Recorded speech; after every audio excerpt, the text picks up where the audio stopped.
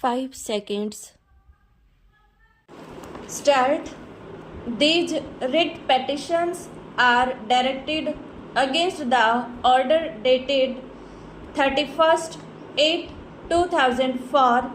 passed by the Appellate Authority under the Payment of Gratuity Act 1972 bracket start hereinafter referred to as Gratuity Act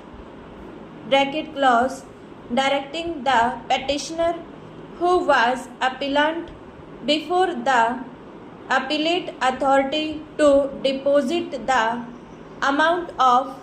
gratuity to prefer an appeal before the appellate authority stop. The respondents made applications before the controlling authority under the Payment of Gratuity Act 1972 bracket start hereinafter referred to as controlling authority bracket clause seeking payment of gratuity from the petitioner on the ground that they were employed by the petitioner through a contractor for the period from 1/11/1981 to 1/12/1988 stop. The controlling authority by order dated 27/1/2004 directed for payment of gratuity as calculated on the basis of the wages of the respondent's stock. The said order of the controlling authority was called in question by the petitioner in the appeal preferred before the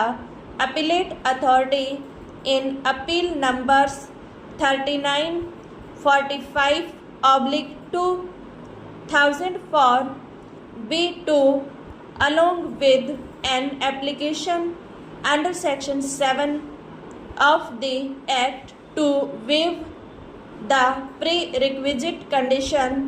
of deposit gratuity amount as determined by the controlling authority on 31st 8 2004 stop. The appellate authority rejected the said application inter alia, directing the petitioner to deposit the requisite amount, which is a condition precedent for preferring an appeal under the proviso to section 7 within bracket 7 of the Act stanza. The only contention that arises for consideration in this writ petition is as to whether, in case of a sick industry declared by the BIFR and under the provisions of the Sick Industrial Companies Special Provisions Act 1985, the sick industry is exempted from depositing the amount in terms of the proviso to section 7 within bracket 7 of the Gratuity Act stop. The only condition is that the fact must be disclosed or highlighted in the accounts stop when the revenue emphasized subclause within bracket A of para 7 within bracket 2 of part 3rd, they overlooked subclause within bracket B of the same para, which is wider in its import and inclusive in content stop. The prior period expenses or income would fall under subclause within bracket B as material features affecting the accounts stop.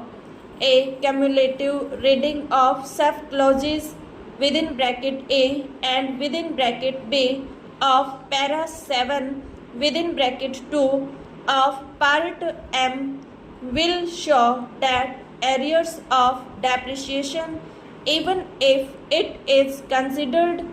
as a prior period expenditure, will have its natural accommodation in the P&L account of the current year. Stop.